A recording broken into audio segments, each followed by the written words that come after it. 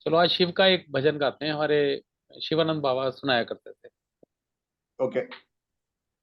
ओम शिव परात् परा शिव, ओंकारा शिव तव शरणम। ओम ओम शिव शिव परात् परा शिव, ओंकारा शिव तव शरणम। दोबारा बोलता हूँ। ओम शिव परात् परा शिव, ओंकारा शिव तव शरणम। ओम शिव परा परा शिव,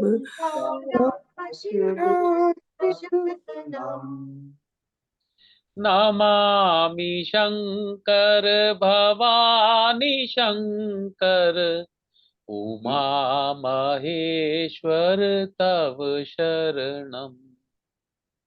नमामि शंकर भवानी शंकर, उमा महेश्वर तव शरणम।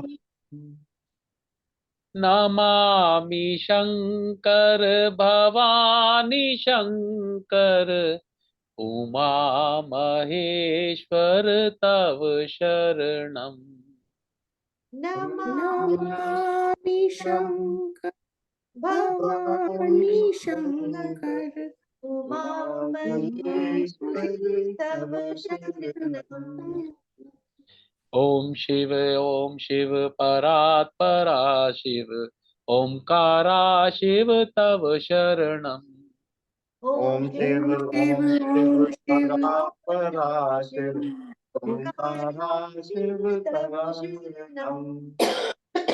ओम शिव परात् परा शिव, ओंकारा शिव तव शरणम। ओम शिव परा परा शिव, ओंकारा शिव तव शरणम। नमामि शंकर भवानी शंकर, उमा महेश्वर तव शरणम।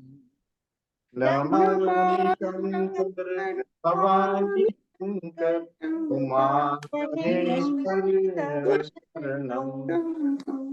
ओम शिव परात् परा शिव, ओंकारा शिव तव शरणम। ओम शिव परा शिव, ओंकारा शिव तव शरणम। और वाके बिहारी लाल की जय। तू बिलीव नहीं करेगा अतुल, ये 2 लाइनें बाबा हमें एक एक घंटा बुलवाते थे और our mind would be at some other place. उसके बाद ऐसी समाधि लगती थी मतलब ये भजन में ही मजा आ जाता। चलो, ओम श्री परमात्मने नमः। ओम श्री परमात्मने नमः। ओम पार्थाय प्रतिबोधिताम्, ओम पार्थाय प्रतिबोधिताम्, भगवता नारायणेन स्वं, भगवता नारायणेन स्वयं, व्यासेन ग्रथितां पुराण मुनिना, व्यासेन ग्रथिता पुराण मुनिना, मध्ये महाभारतम्, मध्ये महाभारतम्, अद्वैतामृत वर्षणीम्, अद्वैतामृतवर्षिणी, अष्टादशाध्यायनीम्, भगवती अष्टादशाध्यायिनी, अम्ब त्वाम् अनुसन्ददामि, अम्ब त्वाम् अनुसन्धामि, भगवत गीते भवद्वेषिणीम्, भगवद्गीते भवद्वेषिणी। नमोस्तुते व्यास विशाल बुद्धे, नमोस्तुते व्यास बुद्धे, पुल्लारविन्दायत पत्र नेत्र, पत्र नेत्र, येन त्वया भारत तैलपूर्णः, येतव्य भारत पूर्ण प्रज्वालितो ज्ञानमयः प्रदीपः प्रज्वलितो ज्ञानमयः प्रदीपः प्रपन्न पारिजाताये प्रपन्न पारिजाताय जाताये स्तोत्रवेत्रैकपाणये स्तोत्रवेत्रैकपाणये ज्ञान मुद्राये कृष्णाये ज्ञानमुद्राये कृष्णाय गीतामृत दुहे नमः। गीतामृते नमः। नमः। वसुदेव सुतं देवं वसुदेवसुतं देवं देवं कंस चाणूरमर्दनं कंसचाणूरमर्दनं देवकी परमानंदं देवकी परमानन्दं कृष्णं वन्दे जगद्गुरुं। कृष्ण वन्दे जगद्गुरुं भीष्म द्रोणतटा जयद्रथजला भीष्मद्रोण तथा जयद्रथजला गान्धारनी लोतपला गन्धारिणी लोककला शल्ये ग्रावती कृपेण वहिनी शल्ये ग्रावती कृपेणवेहिनी कर्णेन वेलाकुला कर्णेन व्याकुला अश्वत्थाम विकर्ण घोरमकरा अश्वत्थाम अश्वत्थाम विकर्ण घोरमकरा दुर्योधना वर्तिनी दुर्योधनावर्तिनी वर्तिनी सोतीर्णा खलु पांडवैरण नदी सोतीर्णा खलु पांडव नंदती वन्दति कई वर्तकः केशवाः कई वर्तकः केशवाः पाराशरे वचा सरोजममलम् पाराशरे सरोजमल्लं गीतार्थगन्धोत्कटम् गीतार्थोत्कटं नानाख्यानकेसरं हरिकथा नानाख्यानं केशवं हरि संबोधना बोधितम् संबोधना बोधितं बोधितं लोके सज्जन षट्पदैरहरहा लोके लोके सज्जन सत्पैः ते पिये मानं मुदा पेपीयमानं मुदा मुदा भूयात् भारत पंकजं कलिमल भूया भारत भूया भारत पंकज कलिमला प्रध्वंसीना श्रेयसे प्रध्वंसीना श्रेयसे मूकं करोति वाचालं मुखं मूकं करोति वाचालं पंगुं लंघयते गिरिं पंगुं लंघयते गिरिं गिरे यत्कृपातमहं वन्दे यत्कृपातमहं वन्दे परमानंद माधवम् परमानंद माधवम् शान्ताकारं भुजगशयनं शान्ताकारं भुजगशयनं पद्मनाभं सुरेशं पद्मनाभं सुरेशं विश्वाधारं गगनसदृशं विश्वाधारं गगनसदृशं मेघवर्णं शुभांगं मेघवर्णं शुभांगं लक्ष्मीकान्तं कमलनयनं लक्ष्मीकान्त कमलनयनं योगीभिर्ध्यानगम्यं योगी योगीभिर्ध्यानगम्यं वन्दे विष्णु भवभयहरं वन्दे भवभयहरं सर्वलोकैकनाथं सर्वलोकैकनाथं यं ब्रह्मा वरुणेन्द्र रुद्रमरुतः यं ब्रह्मा वरुणेन्द्रः स्तुन्वन्ति दिव्यैस्तवैर् शृण्वन्ति दिव्ये दिव्य वेदैः साङ्गपदक्रमोपनिषदैर् वेदैः साम्प्रतमोपनिषदैः गायन्ति यं सामगाः गायन्ति सामगाः ध्यानावस्थित तद्गतेन मनसा पंडित मनसा पश्यन्ति यं योगिनो पश्यन्ति यं योगिनो योगिनो यस्यान्तं न विदुषुरासुरगुणा यस्यान्तं न विदुषुरासुरगुणा देवाय तस्मै नमः देवाय तस्मै नमः देवाय तस्मै नमः। देवाय तस्मै नमः। ओम श्री परमात्मने नमः। ओम श्री परमात्मा नमः। तो पिछली बार हमने 10 अध्याय कर लिए थे, 11। आज हमने 12वां अध्याय करना है। अथ द्वादशो अध्यायः अथ द्वादशोऽध्यायः ध्याय अर्जुन उवाच अर्जुन अर्जुन उवाच उवाच एवं सतत युक्ता ते एवं एव सयते भक्तास त्वां पर्युपासते भक्तान्तु त्वां पर्युपासते ये चापि अक्षरम अव्यक्तम ये चापि अक्षरम् अव्यक्तम् तेषां के योग वित्तमाः। तेषां के योगवित्तमः। अभी अर्जुन का ना बड़ा अच्छा प्रश्न है। वो ये कहता है एवं सतत युक्ता ये भक्तांस तां पर्युपासते, जो हमेशा अपना मन आपके अंदर लगाते हैं और मन भी आप में लगाते हैं, कर्म भी आपको अर्पण करते हैं, ये जो भक्त लोग हैं और ये जो पूर्ण श्रद्धा से आपकी पूजा करते हैं, आपको पूजते हैं।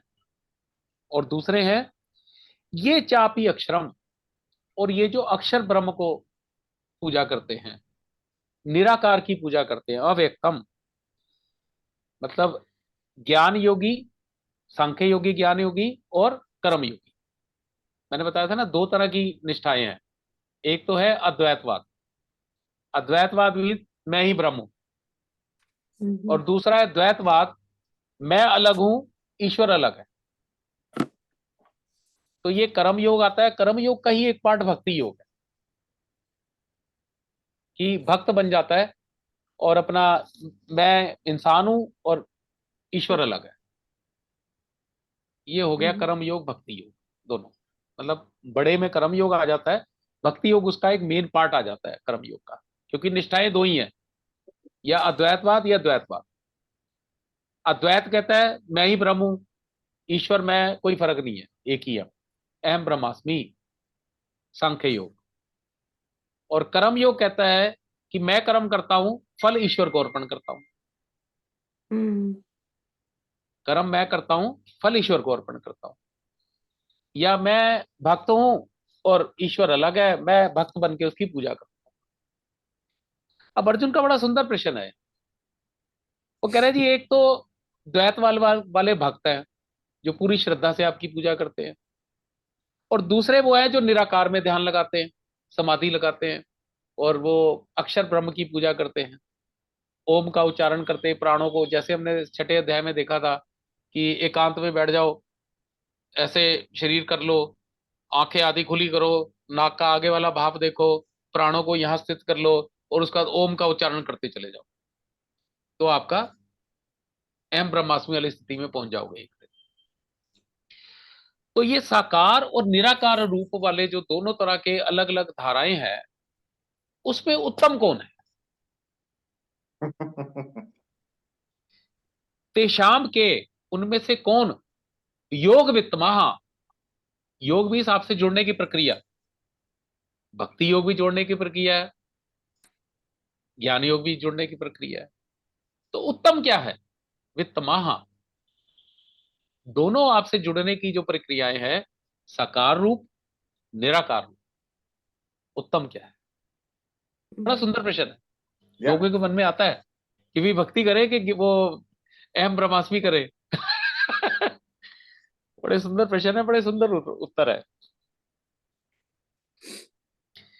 श्री भगवान उवाच श्री भगवान श्री उवाच भगवान मय्या वेशे मनो ये माम मय्या वेशे मनो ये माम् मनोये नित्य युक्ता उपासते नित्ययुक्ता नित्ययुक्ता उपासते उपासते पर्योपेतास्ते में श्रद्धया विद्या परिपेतास्ते युक्तमा मतः।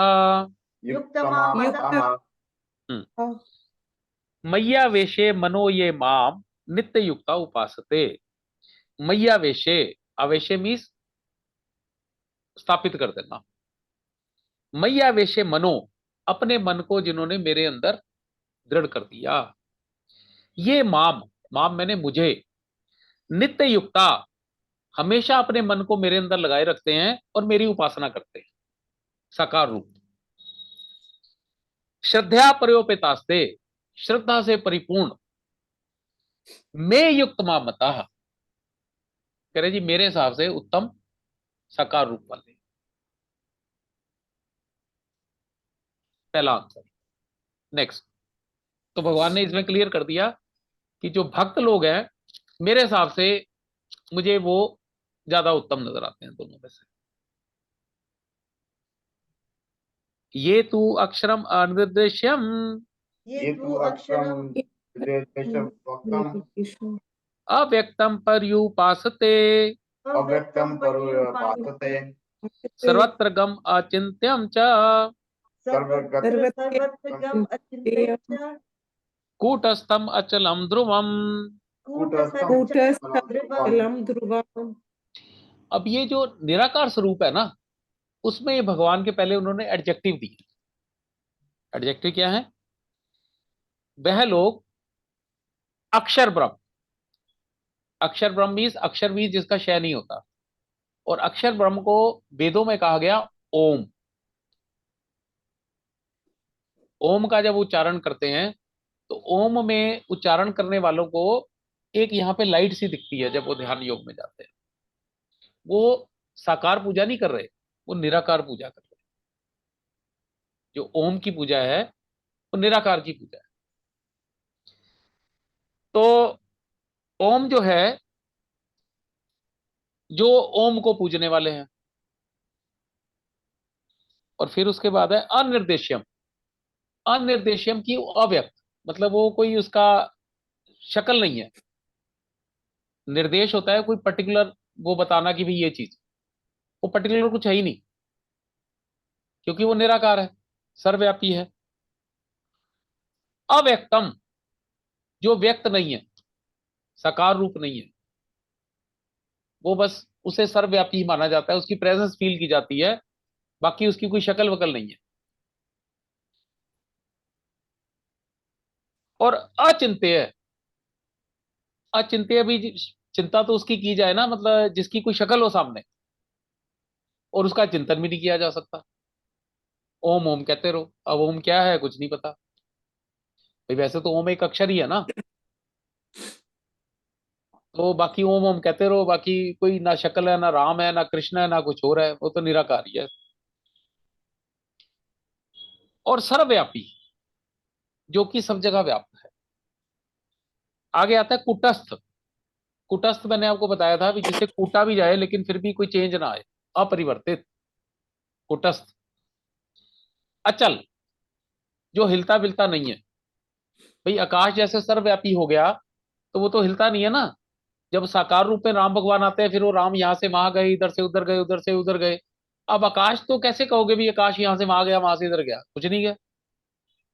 इधर उधर जो चलेगा वो तो साकार रूप चलेगा, निराकार रूप नहीं चलेगा, वो तो अचल है। और ध्रुव, ध्रुव मीन्स ऐसी चीज जिसकी सत्ता निश्चित है। मतलब ना वो दिख रहा है, ना उसका कोई आकार है, ना उसका चिंतन किया जा सकता है, ना उसको देखा जा सकता है, ना उसको महसूस किया जा सकता है, लेकिन ये माना जा सकता है भी उसकी सत्ता है, वो है, तो ये संसार चल रहा है।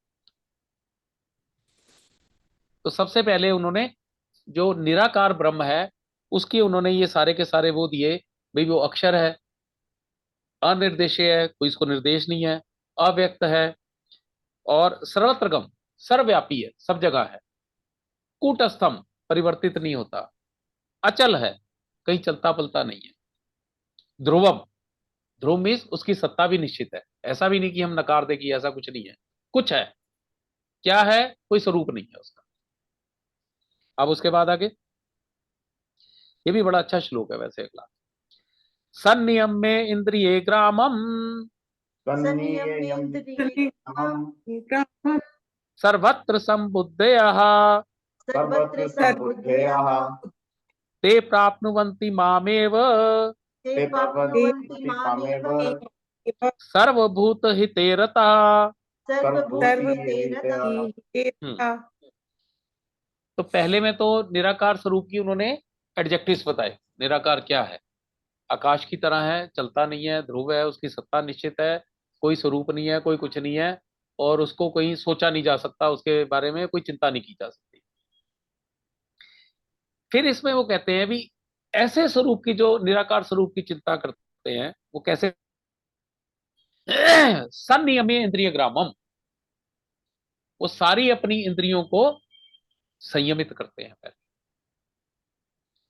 सर्वत्र संबुद्धया, सब जगह उनकी संबुद्धि हो जाती है, क्योंकि वो सब जगह ईश्वर को ही देखते हैं।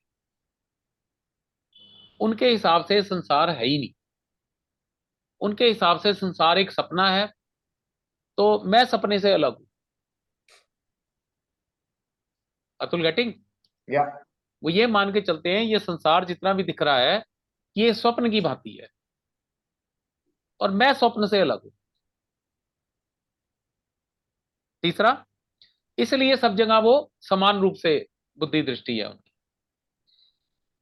सर्वभूत हिते रतः, और वो हमेशा जितने भी जीव हैं उनके हित में ही रत रहते। ते प्राप्नुवन्ति मामेव, तो जो अब ये पहले तो था निराकार ईश्वर के एडजेक्टिव, इस श्लोक में है जो निराकार की पूजा कर रहा है वो कैसा है? सारी इंद्रियों का संयम किया हुआ है उसने, चारों तरफ उसे ईश्वर के अलावा कुछ नहीं दिख रहा, और जो भी दिख रहे हैं वो उनका भला कर रहा है, किसी से द्वेष नहीं है, किसी से वो नहीं है, जो आता है उसकी वो मदद कर रहा है। और वो हमेशा, जो ज्ञानी लोग होते हैं वो इसी उसमें रहते हैं कि जितने जीव संसार में फंसे हुए हैं इनको ऊपर कैसे उठाया जाए।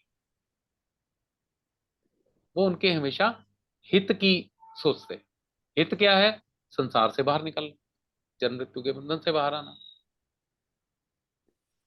तो संत लोग ते प्राप्नुवन्ति मामेव, तो ऐसे भक्त भी जो निराकार के उपासक हैं वो भी मुझे ही प्राप्त होते हैं। तो भगवान ने ये बताया इसमें, इन 3 श्लोकों में रास्ते अलग हैं। साकार वाला तो उत्तम है ही है, मतलब भगवान के हिसाब से, क्योंकि वो भगवान के भाई देखो, भगवान ने संसार क्यों बनाया? मैं बार बार कहता हूं ना, एको है बहु श्यामा।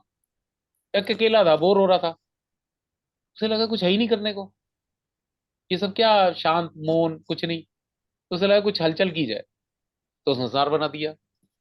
अब वो मजे लेता रहता है, कोई कुत्ता की योनि में है, कोई बिल्ली की योनि में है, कोई संत बन गया, कोई ये बन गया, कोई डॉक्टर बन गया, फिर उसके बाद कोई इंजीनियर बन गया, फिर डॉक्टरी छोड़ के वो हरे कृष्ण आंदोलन में चला गया, और फिर जो भगवान के पास आ गया वन कह रहे अरे वाह वेरी गुड आ जाओ।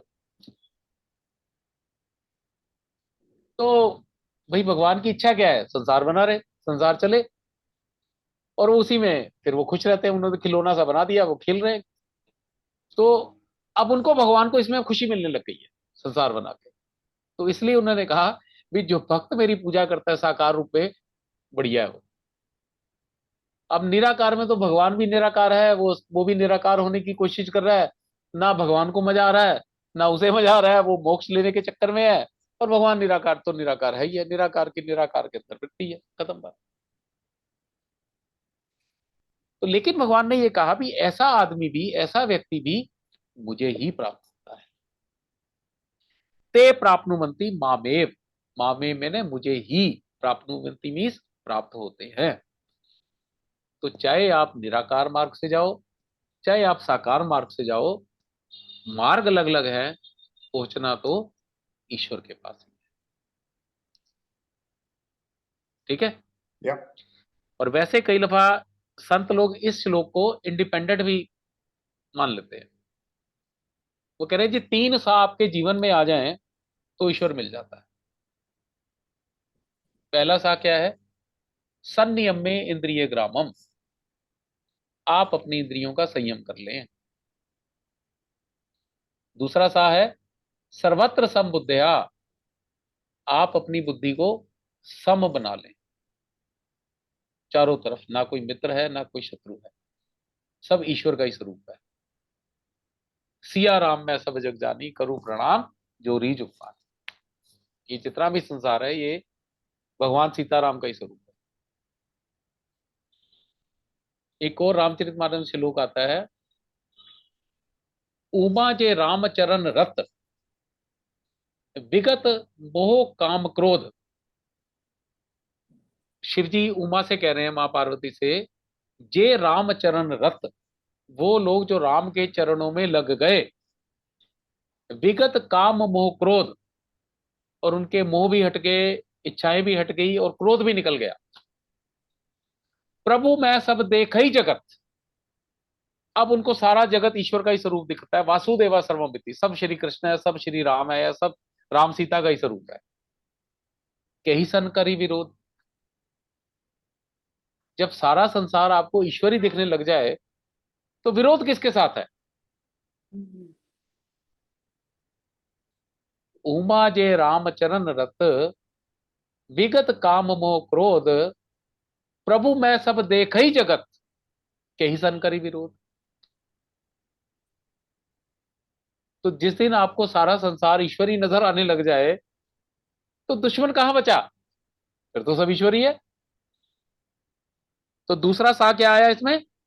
सर्वत्र समबुद्धया, आपकी बुद्धि समान हो गई। और तीसरा सा क्या है इसमें? सर्वभूत हिते रतः, जब आपको सारे ही एक जैसे लगते हैं तो आप सबके हित की ही बात सोचते हैं, किसी का बुरा चाहते ही नहीं। तो तीन सा आपके जीवन में आ जाएं, संयम में इंद्रिय ग्रामम, इंद्रियों का संयम हो जाए। भाई देखो, इच्छाएं कहां से हैं? इंद्रियों से हैं। मैं अच्छा देखूं, मैं अच्छा खाऊं, मैं अच्छा बोलूं, मैं अच्छी जगह विजिट करूं, चाहे पैरों से चल के अच्छे अच्छे कोमल स्पर्श करूं, यही सब है ना। अच्छा अच्छा सुनूं, इच्छाएं तो इंद्रियों से ही आती है ना। इंद्रियों का आपने संयम कर लिया, इच्छाएं में ही खत्म हो गई। चारों तरफ आपने ईश्वर को देखना शुरू कर दिया, बुद्धि आपकी सम हो गई। तीसरा, जब आपकी बुद्धि सम आ गई तो कोई आपका दुश्मन ही नहीं रहा, तो आप लोगों के हित का ही तो सोचोगे। क्या? जब दुश्मन कोई है ही नहीं तो फिर तो सभी का हित ही हित करना ना। ते प्राप्नुवन्ति मामेव, जीवन में तीन सा आ जाएं, इंद्रियों का संयम हो जाए, बुद्धि सम हो जाए, लोगों के हित की ही सोचना शुरू कर दें, तो भगवान की घोषणा है ते प्राप्नुवन्ति मामेव, ऐसे लोग जो हैं वो मुझे ही प्राप्त होते हैं। तो ईश्वर को प्राप्त करने का एक सूत्र ये भी है, तीन सा। संयम में इंद्रियग्राम सर्वत्र संबुद्धया सर्वभूत हिते रत। ठीक है। या बड़े सुंदर हैं यार ये श्लोक, मजा आ जाता है आई से। आई तो लव दिस श्लोक। हाँ, आगे है। कलेशो अधिकतरस्तेषाम् कलेशो कलेशो अधिकतेषाम् अव्यक्तासक्त चेतसाम्, अव्यक्तासक्तचेतसाम् अव्यक्तासक्तचेतसाम् अव्यक्ता ही गतिर्दुःखम्, अव्यक्ता हि दुःखम् अव्यक्तगतिर्दुःखम् देहे बद्भिर अवाप्यते। देहे देहावाप्यते। भग्निर्भावाप्यते। हम्म। अब निराकार की जो पूजा कर रहे हैं उनके लिए भगवान ने एक और बात कही। क्या बात कही? कलेशो अधिकतरस्तेषाम्, ऐसे लोगों को कष्टपूर्ण, कष्ट बड़ा होता है। अव्यक्ता चक्त चेतसाम, अव्यक्त जिन्होंने निराकार के अंदर अपना ध्यान लगाना शुरू किया, जो निराकार के उपासक हैं, बड़ा कष्ट होता है उनके जीवन में। देखो कष्ट क्यों होता है? सबसे पहले आपको ये नहीं पता किसकी पूजा करनी है, ठीक है ना। तो कोई गुरु मिलेगा, वो कहेगा भी ऐसे करो, फिर इंद्रियों का संयम करना है, बड़ा मुश्किल है। भाई संसार दिख रहा है, तो फिर वो गुरु कहता है जैसे ध्यान योग में था, वहां चले जाओ, जंगल में चले जाओ, जाना भी अकेले है। अकेले जाओगे तो संसार दिखेगा ही नहीं, जो इस तरह की इच्छाएं खत्म हो जाएंगी, घर चाहिए, गाड़ी चाहिए, फ्रिज चाहिए, टीवी चाहिए, कुछ नहीं चाहिए। फिर उसके बाद एक आसन बनाओ जो ना ऊंचा हो ना नीचा हो, उसके ऊपर बैठो, कमर ये वो बिल्कुल सीधी होनी चाहिए, रीढ़ की हड्डी बिल्कुल जरा से भी टेढ़ी नहीं होनी चाहिए। फिर वो सारे के सारे प्राण जो है वो यहाँ स्थापित करो अपने भ्रिकटी में, और फिर उसका आंखें अधखुली करो, नाक को देखो, अग्रभाग को, और उसके बाद ओम का उच्चारण करो। ये शान का है, मृत्यु तुल्य कष्ट है भाई साहब। या फिर हवा पानी पे जियो, खाना भी नहीं मिलेगा जंगल में, सर्दी गर्मी बारिश लगे रहो। हम्म, सतयुग में हो सकता है हो जाए, कलयुग में कैसे करेगा कोई। और भाई साहब घर का कुत्ता नहीं छोड़ा जाता, संसार छोड़ने की तो अलग बात है। एक घर पे कुत्ता मान लो, उसे नहीं छोड़ा जाता बंदे को। Yeah. तो क्लियर, भगवान क्लियर कह रहे हैं, क्लेशो अधिकतर से शाम अव्यक्ता सक्त चेतसाम। जिसका चेतन या मन जो है वो अव्यक्त के अंदर लगाने की कोशिश कर रहा है, उसके लिए कष्ट ही कष्ट है। ठीक है। अव्यक्ता ही गतिर दुखम देवद्भिर अवाप्यते। शरीरधारी मनुष्य के लिए निराकार की उपासना करना बहुत ही ज्यादा दुखपूर्ण है। क्यों? भाई हम अरबों जन्मों से शरीर है, कभी कुत्ते के शरीर में थे, कभी बिल्ली के शरीर में थे, कभी कहीं थे, अब मनुष्य के शरीर में है। तो हम टाइम इमेमोरियल अपनी पहचान शरीर से करते हैं, आत्मा से नहीं करते। तो आदत जो एक पड़ जाए उसको छूटना बड़ा मुश्किल है। तो हम पूजा भी करते हैं तो हम चाहते हैं कोई शरीर ही सामने आए, राम के रूप में आए, कृष्ण के रूप में आए। लेकिन अब मैं तुम्हें कहूं अतुल तू आत्मा है, शरीर नहीं है, बड़ा मुश्किल है समझना यार। Not possible. जुकाम भी हो जाए तो मैं कहता रहूं नहीं ये तो शरीर का रोग है, तेरा थोड़ी है। भाई साहब होता है, जुकाम तो मुझे ही हो रहा है ना, जुकाम तो मुझे ही हो रहा है। Yeah. लेकिन वो स्थिति आ जाती है कि आप शरीर से अलग हो जाते हो, लेकिन वो बड़ी मुश्किलों से आती है, बड़ी ही मुश्किलों से आती है। Yeah. तो इसलिए उन्होंने कहा देवद्भिर शरीरधारी, उसके लिए अव्यक्ता ही गतिर दुखम, अव्यक्त निराकार की तरफ जाना बड़ा क्लेशपूर्ण है, दुखपूर्ण है। और कलयुग में तो पॉसिबल ही नहीं है, नेक्स्ट टू इम्पॉसिबल। होंगे एक आध, कोई करोड़ों में एक आध, लेकिन नहीं, बड़ा मुश्किल है।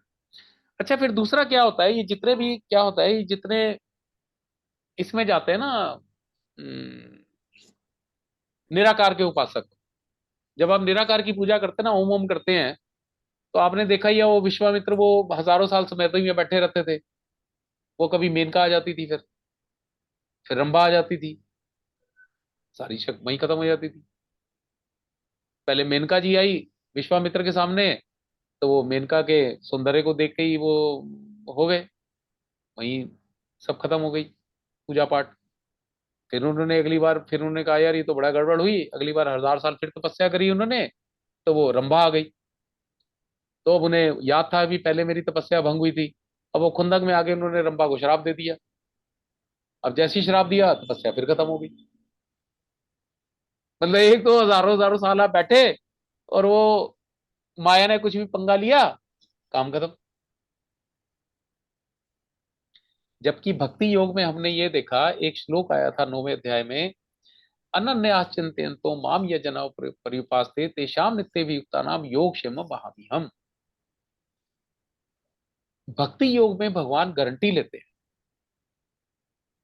कि भाई जो अनन्य भाव से मेरे अंदर आएगा उसको ज्ञान भी मैं दूंगा, और ज्ञान के बाद उसकी रक्षा भी मैं करूंगा। और 7वें अध्याय में एक श्लोक आया था, देवी ही ईशा गुणमयी मम माया दुरत्या। मेरी ये जो माया है इसको जीतना तो असंभव ही है, एक ही इसका वो है, मामेव ये प्रपद्यन्ते मायाम एताम तरन्ति। जो मेरी शरण में आ जाते हैं मैं फिर उसे माया को उसको तंग नहीं करते देता। लेकिन ये जितने भी निराकार के उपासक है ना, जब तक वो ब्रह्म नहीं बनते माया इन्हें तंग करती रहती है।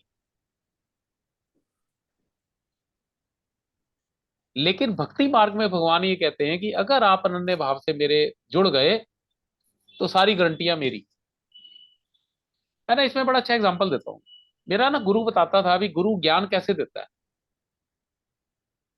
मैं वहां गया था काकीनाडा, ये जो आजकल जो गुरु है ना हमारे, यही वाले मेडिटेशन वाले, पहला शिविर मैंने अटेंड किया था।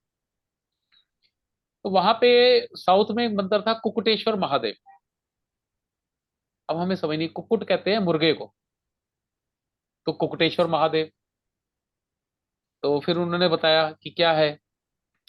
तो उन्होंने कहा भी गुरु कैसे भी ज्ञान दे सकता है, कई तरीके हैं। गुरु सिर्फ आपको देखेगा, आपके अंदर ज्ञान उतर जाएगा दृष्टि से।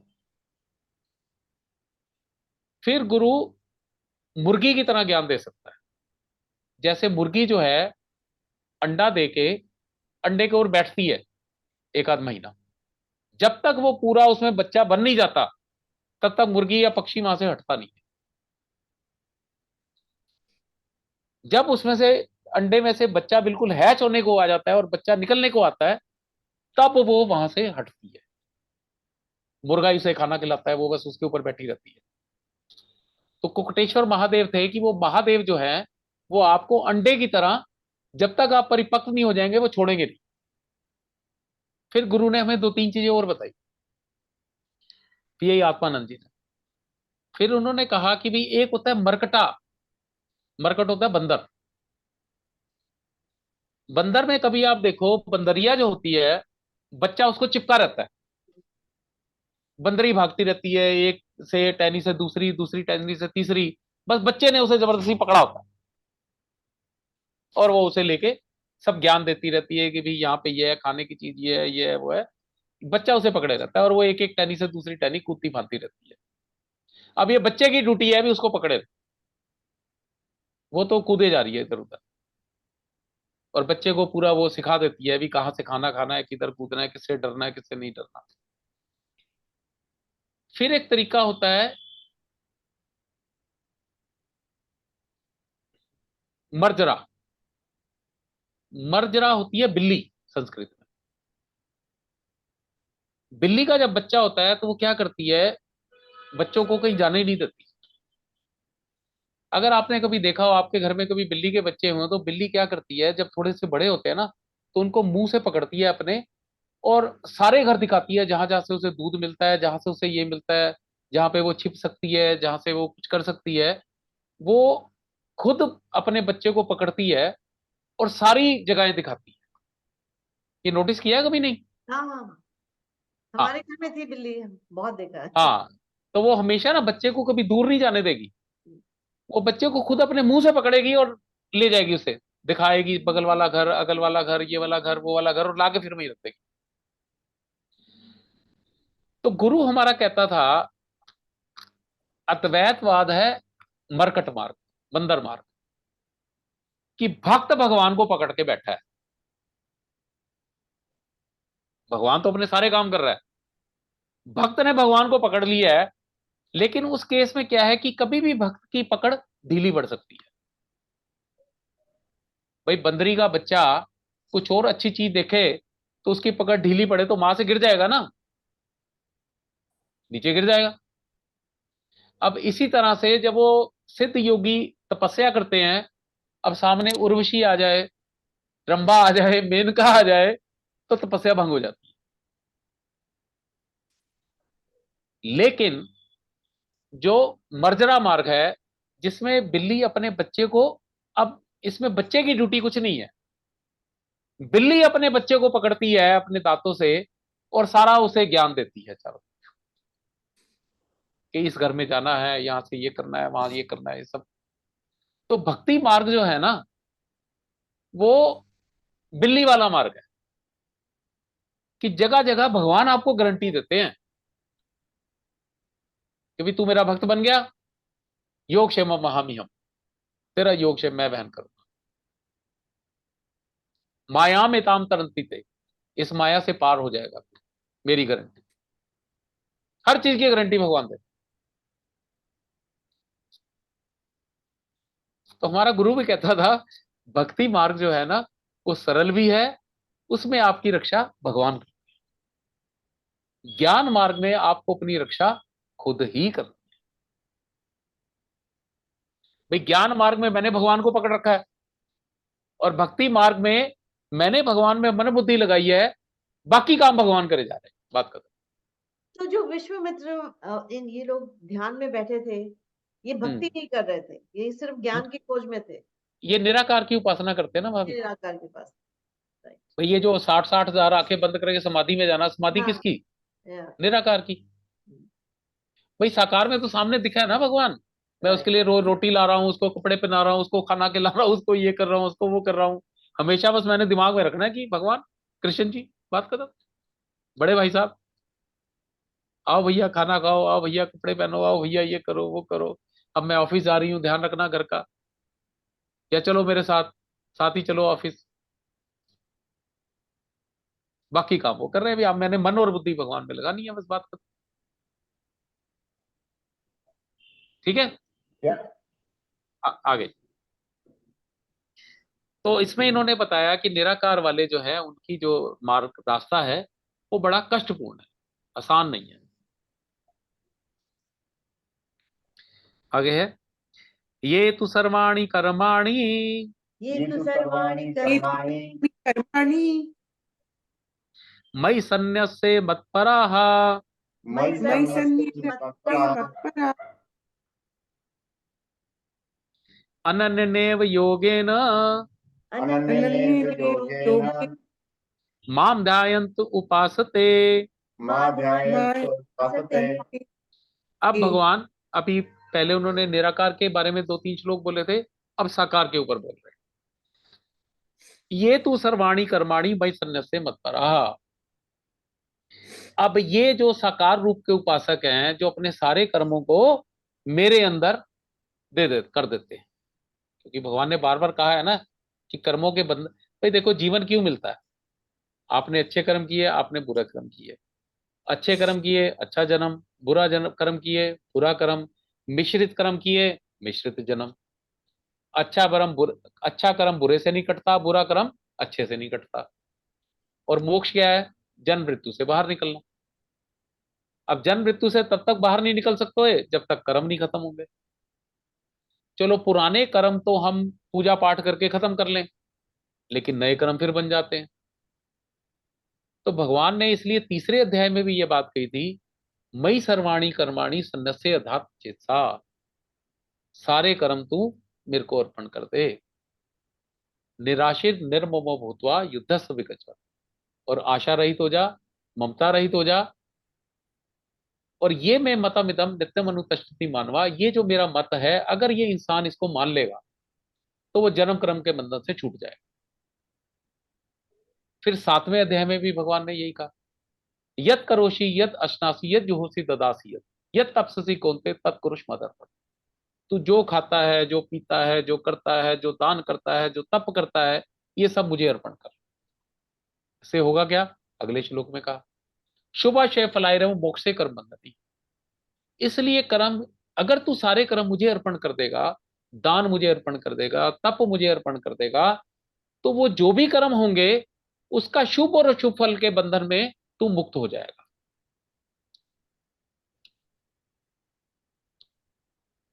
कर्म बंधन से इकलौता छूटने का एक ही उपाय, सारे कर्म ईश्वर को समर्पित कर दो। जो ईश्वर को कर्म समर्पित कर दिया, कर्म फल समर्पित कर दिया, वो कर्म अब आपके जीवन में अच्छा बुरा नहीं लाने। खत्म बात। तो अब यहां इन्होंने कहा, वो साकार की शब्द है, ये तू सर्वाणी कर्माणी मई सन्न्यस्य मत्परः। जिन्होंने अपने सारे कर्म अब मेरे को देने शुरू कर दिए, मत्परः मेरे आश्रित हो गए, परायण, अनन्य योगेन और अनन्य भाव से अब मेरी पूजा में, मेरी भक्ति में लग गए। माम ध्यान उपासते, मेरा ही ध्यान करते हैं, मेरी ही उपासना करते हैं। साकार वाले लोग, उनके लिए भगवान क्या कर रहे हैं? देखो गारंटियां भगवान कितनी दे रहे हैं। अगले श्लोक में फिर गारंटी दे दी एक और। क्या दी?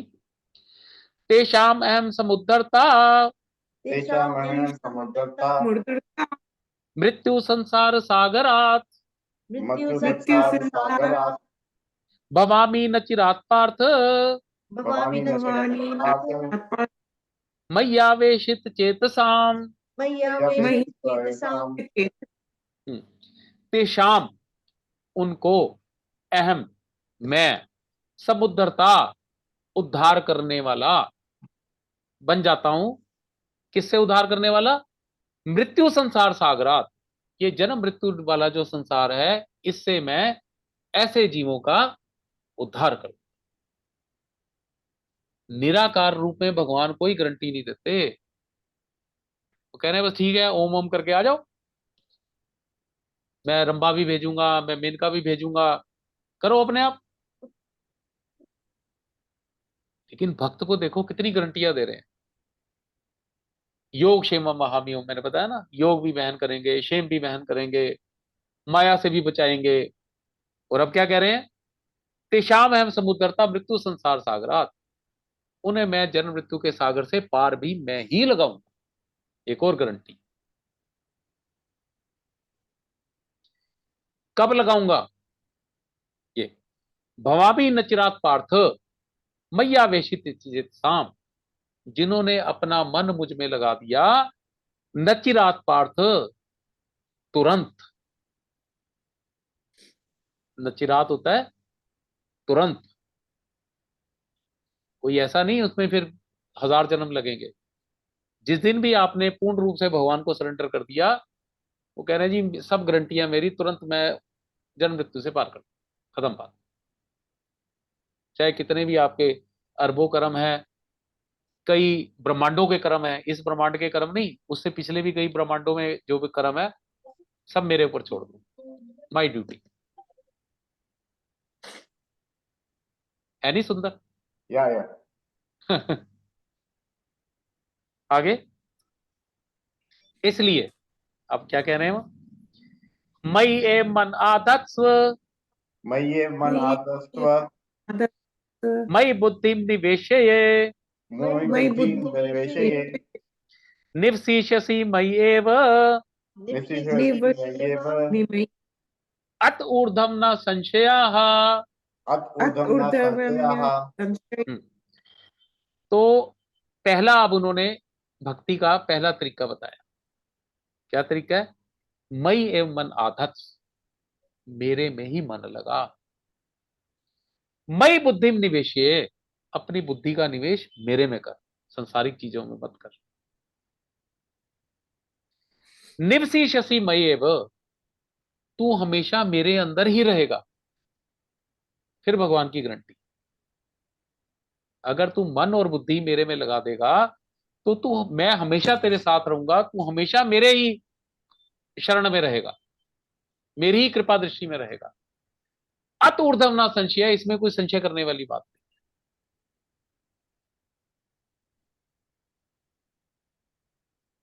तो भगवान कह रहे दो चीजें मेरे में लगा दो, अपना मन मेरे में लगा दो, अपनी बुद्धि मेरे में लगा दो। संशय करने की बात नहीं है, तू हमेशा मेरी कृपा में ही रहेगा। मोक्ष क्या होता है, ये क्या होता है, सब मेरी जिम्मेवारी। माया से कैसे तुझे हटाना है, सब मेरी जिम्मेवारी। तेरी इच्छाएं नहीं, जरूरतें कैसे पूरी करनी है, मेरी जिम्मेवारी। मैं बार बार कहता हूं ना, इच्छा और जरूरत में फर्क है। भगवान इच्छाएं पूरी नहीं करते, भगवान आपकी जरूरतें पूरी करने की गारंटी लेते हैं। आपकी जो जरूरतें हैं अपने आप पूरी हैं। माया आपके ऊपर वो नहीं डालेगी। करना क्या है? मन और बुद्धि भगवान में लगाना है। ये पहला। अब आगे दूसरा, ठीक है। अथ चित्तम समाधौ तुम ना अत चित्तम समाधौ शक्नोषि मयि स्थिरम शक्नोषि मयि स्थिरम् अभ्यास योगेन ततो माम अभ्यास योगेन ततो माम इच्छाप तुम धनंजय। इच्छापुरं धनंजय। अब लोग कह रहे हैं भगवान ये मन और बुद्धि कैसे लगेगी आप में, ये तो बड़ा मुश्किल कर रहे हैं। सेकंड ऑप्शन, अथ चित्तम समाधातुम, तू अपने चित्त को मेरे के अंदर समाधि करने में ना शकनोशी, शकनोशी मैंने होता है एबल, क्वालिटी, तू तेरी में क्वालिटी नहीं है कि चित्त अपने मेरे में लगा सके। मैं स्थिरम, मेरे अंदर चित्त स्थिर कर सके, ऐसा तुझे लगता नहीं तू कर सकता। तो तू क्या कर, अभ्यास योगेन ततो, तो भक्ति के जो प्राइमरी है ना अभ्यास, माम इच्छाप्तुम धनंजया, अभ्यास योग से मुझे प्राप्त करने की इच्छा कर। अभ्यास योग क्या है? ये जो अब हम ये कथा कर रहे हैं अभ्यास, भाई 6 दिन 23 घंटे बाकी काम करते हैं, 1 घंटा हम कथा करते हैं, कभी मंदिर जाते हैं, कभी इधर जाते हैं, और कोशिश करते हैं कि ईश्वर प्राप्त। भाई 1 घंटा जो कथा करते हैं, मन का भाव क्या है? ईश्वर प्राप्त हो। तो ये, और उन्होंने कहा ये अभ्यास सबसे प्राइमरी चीज है, सबसे पहले कि जब आदमी इस मार्ग पे जाता है उसे कुछ नहीं पता, मंदिर चला जाता है, कोई कह रहा है जी इस महात्मा के पास चले जाओ, ये हनुमान चालीसा पढ़ लो, रोज 100 बार पढ़ो, ये करो वो करो, कुछ और कर लो, आदमी करने लग जाता है। तो ये सब क्या है? अभ्यास। अभ्यास उसी चीज का किया जाता है जो हमें हमारे जीवन में नहीं है। तो जब हम ईश्वर के मार्ग पे चलने जाते हैं तो यही अभ्यास है। हरिद्वार जा रहे हैं, गंगा जी स्नान कर रहे हैं, वृंदावन जा रहे हैं, उज्जैन जा रहे हैं, महाकाल के सारे ज्योतिर्लिंगों के दर्शन करने जा रहे हैं, तो ये अभ्यास है। लेकिन उसके साथ वहां जाके ऐसा नहीं कि सिर्फ गए और आ गए, माम इच्छाप्तुम, इच्छाप्तुम, मुझे प्राप्त करने की इच्छा करो।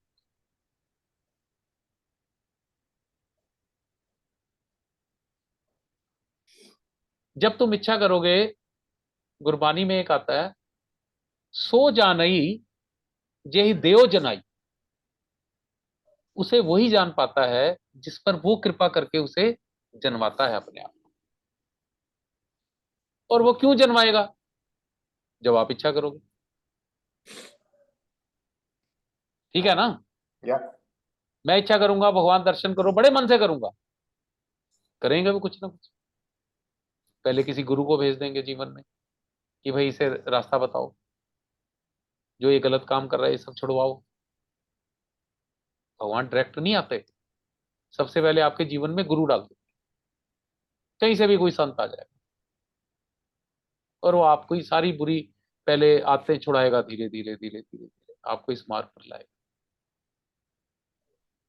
तो इसलिए भगवान ने कहा कि भाई अगर आपको लगता है कि भाई चित्त में भगवान में कैसे लगाऊं, मुझे समझ ही नहीं आ रही, तो आपने कुछ नहीं करना, अभ्यास योगेन,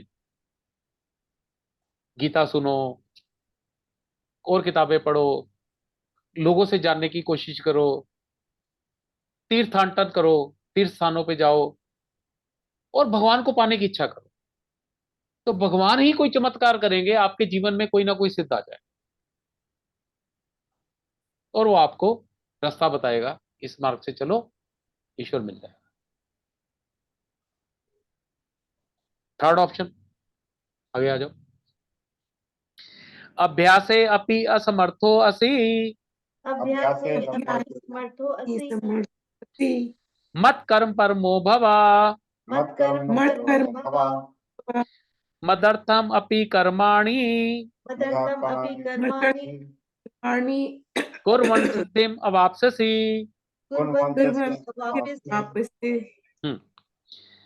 अब वो कोई कह रहा है जी मैं तो ये भी नहीं कर सकता, मेरे बस की नहीं है कि मैं, मेरे पास टाइम ही नहीं है कि मैं वृंदावन जाऊं, इधर जाऊं उधर जाऊं, मंदिर जाऊं, आपकी मला करूं, टाइम ही नहीं है जी, सवेर से शाम तक बिजी रहता हूं। कह रहे हैं भगवान कोई बात नहीं, ऑप्शन ले, अभ्यासे अपि असमर्थो असि, असि मैंने होता है तुम, अभी तू, अगर तू अभ्यास करने में भी असमर्थ है,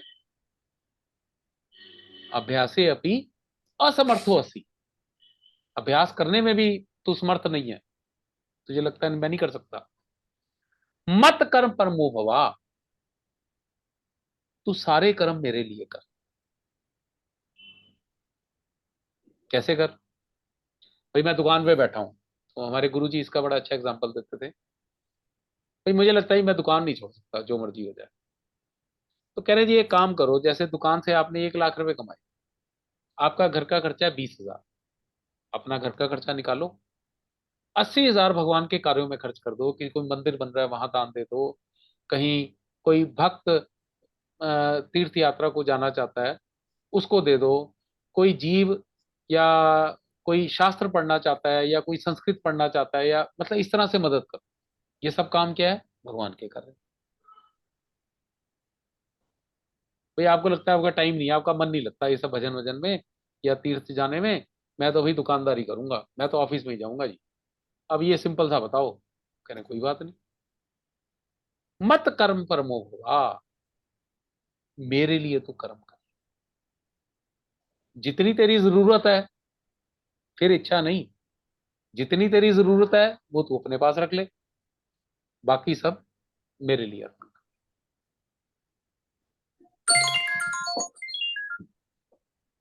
मदर्थम अपि कर्माणि, मेरे लिए भी अगर तू कर्म करेगा, कुर्वन करेगा, सिद्धिम अवाप्स्यसि, तब भी तू मुझे ही सिद्धि को, मेरे मतलब मेरे ही परम धाम को प्राप्त हो जाएगा। अब कोई कह रहा है जी मैं आपके लिए काम भी नहीं कर सकता। अब नेक्स्ट ऑप्शन आ जाओ। अथ एतत् अपि अशक्तो असि थे दत्त चतुसी कर्तुम मत योगम आश्रिताः कर्तुम मध्योगम आश्रिताः सर्व कर्म फल त्यागम सर्वकर्म कर्म फलत्यागम फल ततः कुरु यतात्मवान। ततः तथा कुरु कुरु। यदात्मनाम्। अब कोई कह रहा है जी मैं अभ्यास भी नहीं कर सकता, सबसे पहले मन बुद्धि नहीं लगा सकता। तो उन्होंने कहा ठीक है अभी अभ्यास कर, अभ्यास भी नहीं कर सकता, तो उन्होंने कहा चल मेरे लिए कर्म कर, जो भी काम करता है वही कर, लेकिन पहले तू परिवार के लिए करता था, अब मेरे लिए कर। अब वो कह रहे हैं जी ये भी मेरे लिए नहीं है, ये परिवार, मैं अपनी गाड़ी भी खरीदनी है, मैंने घर भी बड़ा लेना है, मैं ये सब भी भाई मेरे बस की नहीं है। अब उन्होंने क्या कहा, अत एतत अपि अशक्तो असि, ये सब करने में भी तू अशक्त है, असमर्थ है।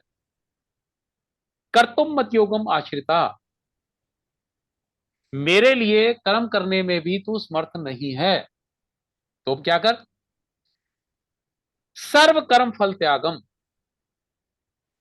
सारे कर्म के फलों का त्याग करते हैं। ततः कुरु यथात्मान, और आत्म संयमी बन जा कर।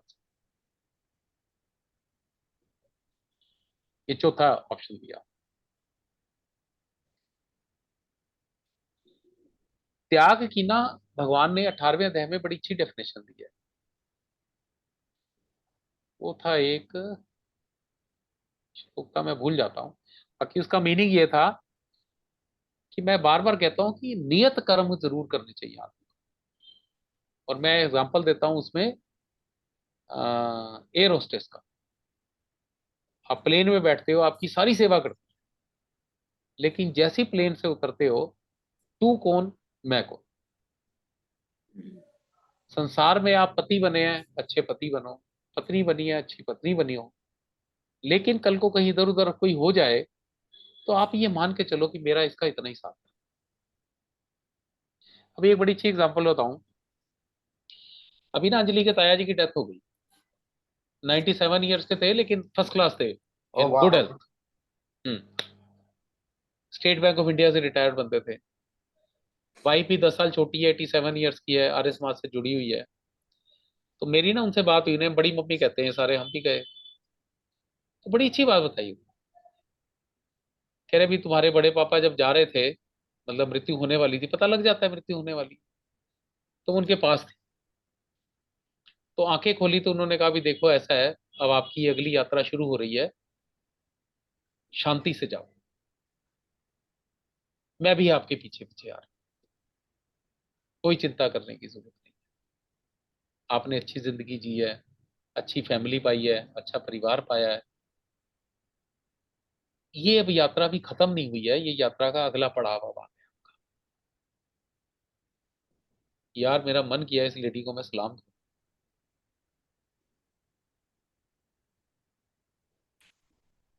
मतलब दिस इज अमेजिंग। Yep. ये सारी बात बताई उन्होंने, मैं हिल गया। मैंने कहा यार कमाल है इस औरत। उसने कहा अपने हस्बैंड जब जा रहे थे कि निश्चिंत होकर जाओ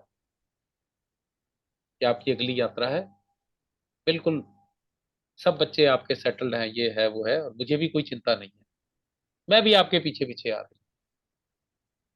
हूं। उसके बाद उन्होंने प्राण दिया। मतलब आज के जमाने में भी ऐसे लोग हैं और आपकी प्रेरणा देते हैं ऐसे लोग। बिल्कुल। ये देखो, रहना किसी ने है नहीं, जाना तो है ही है।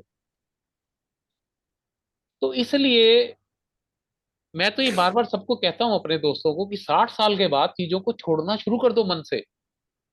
छोड़ना नहीं है शारीरिक रूप से, मन से छोड़ना शुरू कर दो। रोज रात को सोचो कि भाई आ गया यमराज, तो क्या मैं जाने को तैयार हूं? अगर लग रहा नहीं वो धन, तो धन को खर्च लो।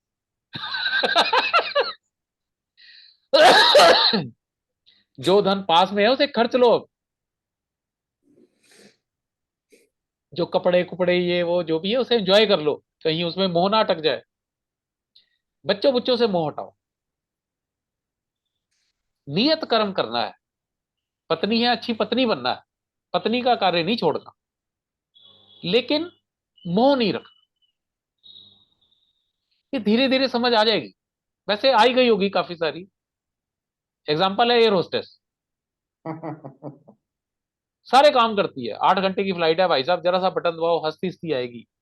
Yes sir. जैसे ही बाहर निकलोगे तो तुम कौन और हम कौन। ये स्थिति आपकी होनी चाहिए अपने परिवार के प्रति। अगर कोई चला गया या कोई नया आ गया तो सम बुद्धि।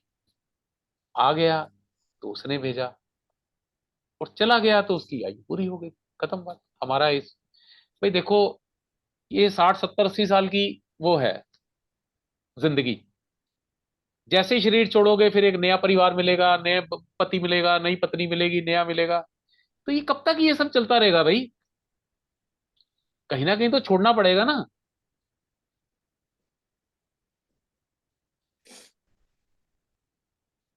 शंकर जी तो कहते ही हैं, उमा कहूं मैं अनुभव अपना, सत हरि भजन जगत सब सपन। ये जगत सारा एक स्वप्न, 70 साल का स्वप्न। जैसे ही शरीर छूटेगा स्वप्न टूट जाए। कौन पिता, कौन पुत्र, कौन क्या, कौन धन कैसा किसका, सब खत्म। फिर उसके बाद अगला सपना शुरू हो जाएगा, अगला जन्म होगा। अब इस जन्म में मैं अलका गर्व हूं, अगले जन्म में कुछ और, कुछ शालिनी गुप्ता कुछ और बन जाऊं, माता पिता कुछ और हो गए, भाई कोई और हो गया, कुछ और हो गया। इस जन्म में मैं अभी हाउस वाइफ हूँ, अगले जन्म में मैं डॉक्टर बन जाऊं, इंजीनियर बन जाऊं। फिर वो एक सपना चलेगा 70 साल का, फिर आगे 70 साल का सपना चलेगा। भाई ये मान लो गीता में जो भी लिखा है, एक एक चीज सत्य है। ब्रह्मा जी का दिन आपने सुन लिया, ब्रह्मांड की आयु सुन ली। आप एक ब्रह्मांड से दूसरे ब्रह्मांड में चले जाते हैं 100 वर्ष बाद। तो यही ज्ञान है कि कब तक इन ब्रह्मांडों में ही घूमते रहेंगे। प्यार करो अपने आप को।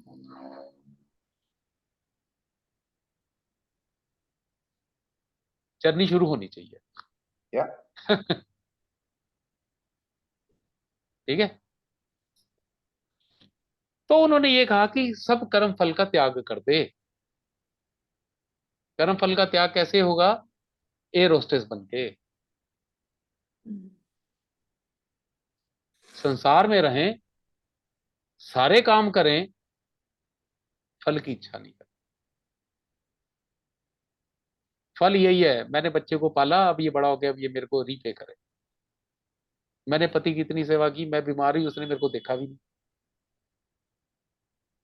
आपको अपने कर्म से मतलब होना चाहिए, बात खत्म।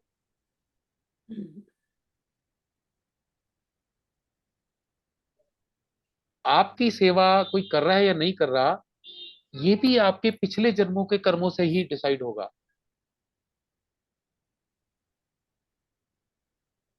यह भी आपके पिछले कर्मों से डिसाइड होगा, कोई आपकी सेवा करता है या नहीं करता है।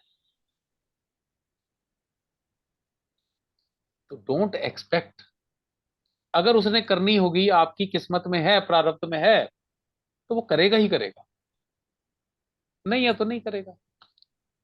लेकिन आप अपना धर्म ना छोड़ो। मैं मां हूं तो अच्छी मां बनूं, पति हूं अच्छा पति बनूं, भाई हूं अच्छा भाई बनूं, बहन हूं अच्छी बहन बनूं, और से आगे कुछ नहीं।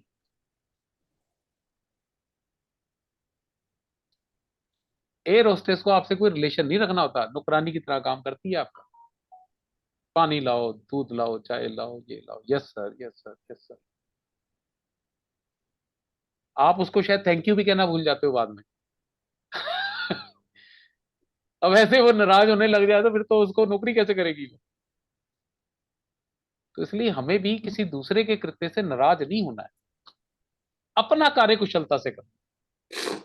योगा कर्मसु कौशलम, दूसरे अध्याय में भगवान ने कहा था। योग मीन्स भगवान से जुड़ने का एक ही उपाय है कि आप ना अपना कर्म कुशलता से करें, दूसरों के डिपेंड ना रहें। खत्म करूं, एक श्लोक ले लूं और हाँ इधर पे एक श्लोक ले लेते हैं।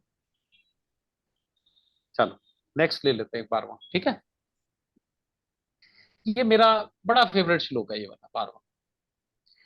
श्रेयो ज्ञानम अभ्यासात, श्रेयो हि ज्ञानम अभ्यासात् ज्ञानात् ध्यानम विशिष्यते, ज्ञानाभ्यासं ज्ञान विशिष्यते विशिष्यते ध्यानात् कर्म फल त्यागा, ध्यानात् कर्म फल त्यागा त्याग त्यागात् शांति अनंतरम। त्यागात् त्यागा शान्ति अनन्तरम्। अनंतरम। अब ये ऊपर भगवान ने चार चीजें बताई थी, अब चारों को समराइज कर दिया श्लोक में। क्या कहा उन्होंने? श्रेयो ज्ञानम अभ्यासात, अभ्यास से ज्ञान श्रेष्ठ है। जब आप अभ्यास करते हैं, अभ्यास क्या था? मंदिर में जाना, पूजा पाठ शुरू कर देना, राम नाम की नाला माला कर देना, किसी गुरु के पास चले जाना, तो ये अभ्यास था, पहली सीढ़ी। तो उसमें उन्होंने कहा श्रेयो ज्ञानम अभ्यासात, अभ्यास से ज्ञान श्रेष्ठ है। जब आप अभ्यास करते हैं तो धीरे धीरे आपको, आपने गीता पढ़ ली, अब आपको पता लग गया कि आप एक्चुअली तो आत्मा ही हो। पहले थोड़ा सा पता था, अब धीरे धीरे ज्यादा पता लग गया। ये भी पता लग गया आत्मा कैसी होती है, ईश्वर स्वरूप कैसा है, आकाश की तरह आत्मा है, वो कहीं इधर उधर नहीं जाती। घड़े हम इधर उधर जा रहे हैं, आकाश तो वहीं का वहीं है। तो ये श्रेय हुई ज्ञानम अभ्यासात, धीरे धीरे अभ्यास करने से ज्ञान आ जाता है, और ज्ञान जो है अभ्यास से श्रेष्ठ है। फिर आगे, ज्ञानात ध्यानम विशिष्यते, ज्ञान से श्रेष्ठ है ध्यान।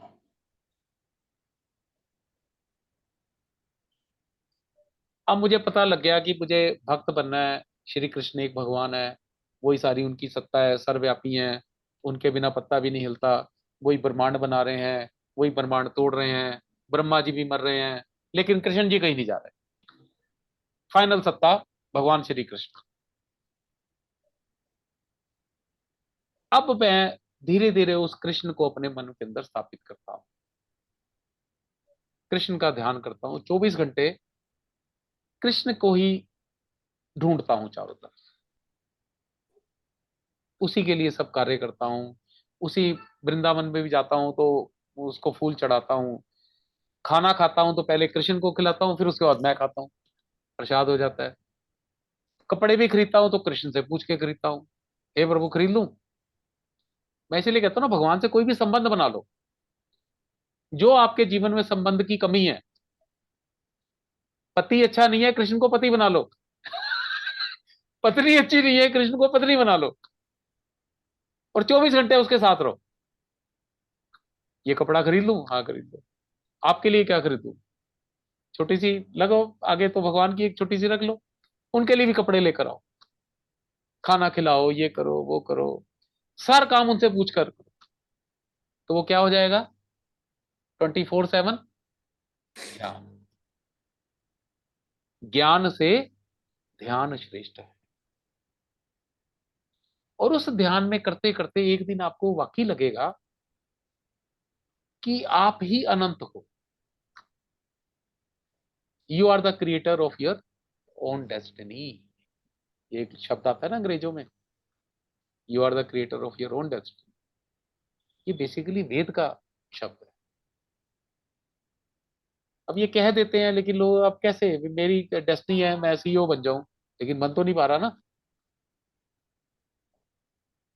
लेकिन जब आप ध्यान में जाते हो, ईश्वर से एकाकार हो जाते हो, जो भी आपकी इच्छा है वो फलीभूत होनी शुरू हो जाती है। इसका एग्जाम्पल मैं तुम्हारे सामने बैठा हूं। मेरी कुंडली कुछ भी हो, अव्वल तो अब इच्छाएं नहीं रहती, लेकिन कोई इच्छा आती है तो वो धीरे धीरे अपने आप पूरी हो जाती है। मुझे नहीं पता कैसे होती है, ये मेरे बाबा ने मेरे को आशीर्वाद दिया था, मतलब वो जितने भी थे उनको आशीर्वाद दिया था। एक मंत्र उन्होंने दिया था, पंचदशाक्षरी मंत्र, 15 शब्द का। उन्होंने कहा ये मंत्र करो, अव्वल तो इच्छाएं आएंगी नहीं, लेकिन कभी भी जो इच्छा मन से करोगे वो पूरी हो जाएगी, बात खत्म, तुम्हारे भाग्य में है या नहीं, खत्म बात। अव्वल तो कोई इच्छा आती नहीं। अब इच्छा थी सोना की शादी हो जाए, 2 1 साल से लगे हुए थे, ऐसा लड़का मिला है भाई साहब, मिल ही नहीं सकता आज के जमाने में। आया हुआ था अभी 2 दिन, पुखराज यही था, ओके। मतलब शिवा में उसमें कोई फर्क नहीं था, मतलब हम अभिभूत थे उसका पूरा व्यवहार देखकर। कोई डिमांड नहीं, कोई कुछ नहीं देना, एक सोना को खुश रखता है, आगे पीछे घूमता रहता है उसके वो मुंह से निकाले से ही उसके लिए तैयार रहता है कुछ भी करने के। इससे ज्यादा माँ बाप को और क्या चाहिए? Right right right. बिल्कुल।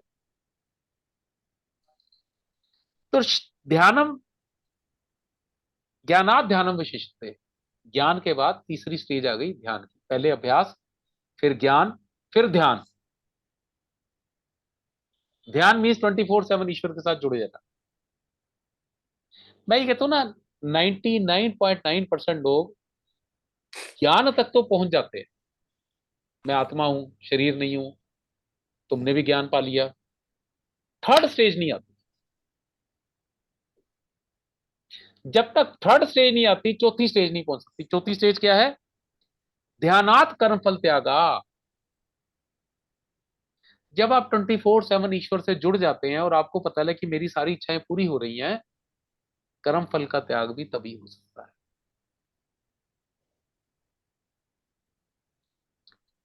मैं इसको ऐसे एक्सप्लेन कर सकता हूं कि मेरे पास साइकिल है, जब तक मुझे मोटरसाइकिल नहीं मिलेगी मैं साइकिल नहीं छोड़ सकता। जिस दिन मुझे मोटरसाइकिल मिल जाएगी, मैं साइकिल की तरफ देखूंगा भी। ठीक है? या अब जिस दिन मुझे कार मिल जाएगी, मैं मोटरसाइकिल को लात मार के हटा दूं। ठीक है?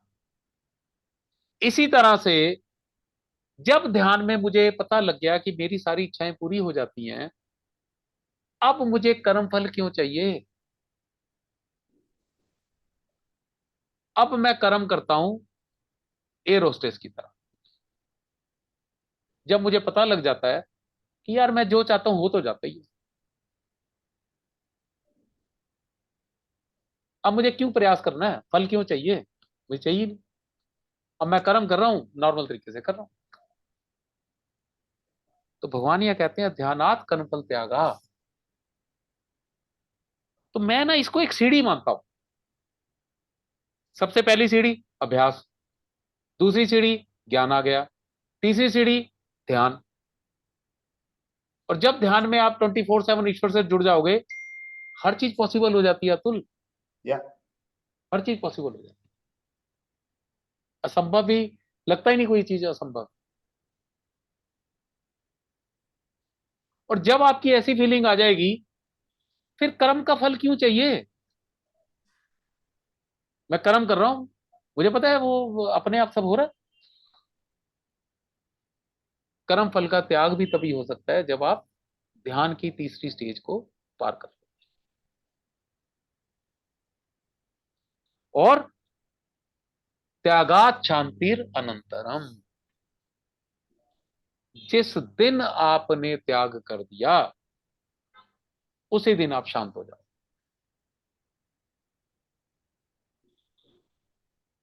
ये जितनी भाग दौड़ है ये सब खत्म हो जाए। तो ये भाग दौड़ क्या है? मन से ही है ना। Yeah. मन शांत हो गया। एक हमारे पिताजी स्टोरी सुनाते थे। ये था ना, ये जो जिसने आक्रमण किया था हमारे देश के ऊपर, Alexander. पोरस, अलेक्जेंडर। तो अलेक्जेंडर का एक वो था गुरु, एरिस्टोटल था, अरस्तु था, पता नहीं क्या कहते थे उसे।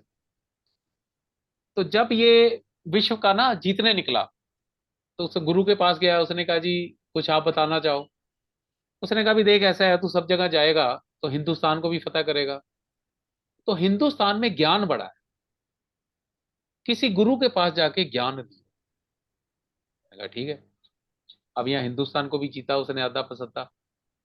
अब उसे अचानक गुरु की बात याद आई कि भाई गुरु ने कहा था भी किसी सिद्ध से मिलियो। अब उसने बड़े सिद्ध बुलाए लेकिन उसे समझ नहीं आया। तो किसी ने कहा कि मतलब सेटिस्फेक्शन नहीं हुई उसे। तो एक ने कहा जी एक ना वो नंगा धड़ंगा है, वो जमुना जी के किनारे पड़ा रहता है, वो भी सिद्ध है। कह रहे चलो आओ बुला के लाओ उसे। तो सिपाही सुई गए, उसने कहा भी चलो जरा, आपको उन्होंने उसने बुलाया, ये सत्य घटना है। तो उसने कहा ये हम नहीं जाते कहीं, सिकंदर फिकंदर होगा अपने घर का होगा, उसे मिलना है तो उसे कोई यहाँ आए हमारे यहाँ। तो वो गए, उन्होंने कहा जी वो तो ऐसे कह रहा है। सिकंदर ने कहा चलो कोई नहीं, अब गुरु की आज्ञा थी तो वो चला गया।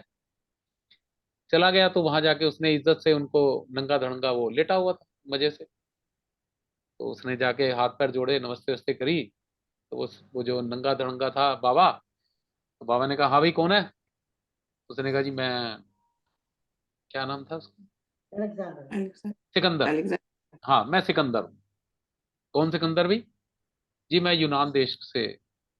अच्छा, तो यहाँ कैसे आया? तो उसने कहा जी भी पूरा संसार जीतने के लिए निकला हूँ, तो अभी मैंने ये जीत लिया, अभी तक क्या क्या जीत लिया, ये जीत लिया, ये जीत लिया, और अब हिंदुस्तान आया, अब आगे क्या करेगा? तो उसने कहा जी इसके बाद पाकिस्तान, अफगानिस्तान, ये जो भी थे ये सब जीत के जीतूंगा। कह रहा अभी फिर क्या करेगा? कह रहा अभी फिर मैं यूनान जाऊंगा। कह रहा अभी फिर क्या करेगा? कह रहा जी फिर मैं ऐश उश करूंगा और ये वो अपना भोग करूंगा सारे के सारे। कह रहा अभी जब भोग भोग करके थक जाएगा फिर क्या करेगा? कह रहा जी फिर मैं आराम करूंगा मजे से। तो उसने कहा उल्लू के पट्टे, कि इतना कुछ आराम ही करना है, इतना कुछ करके तो यहीं लेट जाना मेरे पास, मैं भी तो आराम कर रहा हूं।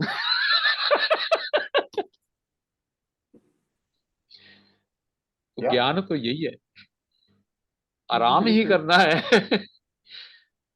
तो त्यागात शांति अनंतरम, जिस दिन संसारिक चीजों का त्याग हो गया मन से उसी दिन अनंत शांति प्राप्त होगी। छोटी मोटी नहीं, अनंत शांति। यार गीता का ज्ञान बड़ा अद्भुत है, अद्भुत, Yeah. It's amazing. बड़ा ही अद्भुत। चलो आज यही खत्म करते हैं। ठीक है। बाकी अब ज्यादा श्लोक बचे नहीं है, इसमें ज्यादा नहीं है, थोड़ा सा ही है। Yeah. इसमें भक्तों की एडजेक्टिव्स दिए हैं भगवान ने, कि Okay. भक्त कैसा होता है मेरा, उसका मतलब उसकी बुद्धि कैसी बन जाती है भक्त होने के बाद। भाई इतना ही है। फिर उसके बाद मेरा फेवरेट 13वां अध्याय शुरू करेंगे। ठीक है। ठीक है, Yep. चलो। यार ये गीता के जितने भी है ना, ये मतलब इससे कीमती कोई चीज हो ही नहीं सकती, True. जो ये भगवान बताए चले जा रहे हैं धीरे धीरे। चलो, गीता शास्त्रम इदम पुण्यम, गीता गीता शास्त्रमिदं पुण्यम, पुण्यम यह पठेत प्रहतः पुमान्, यः ये पठेत् पठेत पुमान् विष्णु पदम अवाप्नोति, विष्णोः पदम् अवाप्नोति, भयशोकादि वर्जिताः, भयशोकादि वैष्णवादि वर्जितः। वर्जिता। गीता अध्ययनशीलस्य गीता गीता अध्ययनशीलस्य अध्ययनशीलस्य प्राणायाम परस्य च प्राणायाम परस्य च नैव सन्ति हि पापानि नैव सन्ति हि पापानि पूर्वजन्म कृतानि च पूर्वजन्म कृतानि च मल निर्मोचनम पुंसाम मलनिर्मोचनं पुंसां जल स्नानम दिने दिने जल जलस्नानं स्नान दिने दिने दिने दिने सकृत गीता अम्बसी स्नानम सकृत सकृत गीतां गीता स्नानं स्नानम संसार मल नाशनम संसार संसारमलनाशनं गीतासु गीता कर्तव्या गीतासु गीता गीता सुगीता कर्तव्य कर्तव्य किम अन्नै शास्त्र विस्तरै किम् किम अन्ये अन्य शास्त्रविषये रहे या संपद्मनाभस्य या सभ्यमस्य मुख पद्मात् विनिसृतः मुखपद्मात् मुखपद्माद्विनिसृतः विनिसृता भारत अमृत सर्वस्वम भारत भारत अमृत सर्वस्वं विष्णोर्वक्त्राद् विनिसृतम् विष्णोर्वक्त्राद् विनिसृतं विष्णुर्वक्रम गीता गंगोदकं पीत्वा गीता गीता गंगोदकं पीत्वा पुनर्जन्म न विद्यते पुनर्जन्म न पुनर्जन्म विद्यते यते सर्वो उपनिषदो गावो सर्वो सर्वो उपनिषदो गावो दोग्धा गोपाल नंदनाः दोग्धा गोपाल नंदनाः पार्थो वत्सा सुधीर्भोक्ता पार्थो पार्थो वत्सा दुर्भोक्ता दुग्धम गीतामृतम महत् दुग्धम गीतामृतं गीतामृतम है एकम शास्त्रम देवकी पुत्र गीतम एकं एकम शास्त्रं गीतम् गीतम एको देवो देवकी पुत्र एव एको देवो एको देवकी पुत्र देवकी पुत्र एको मंत्रस्तस्य नामानि यानि एको एको मंत्रस्य तस्य नमानि यानि कर्म अपि एकम तस्य देवस्य सेवा कर्म कर्म्यप्येकं तस्य तस्य सेवा देवस्य सेवा ओम श्री परमात्मने नमः ओम श्री ओम परमात्मने नमः।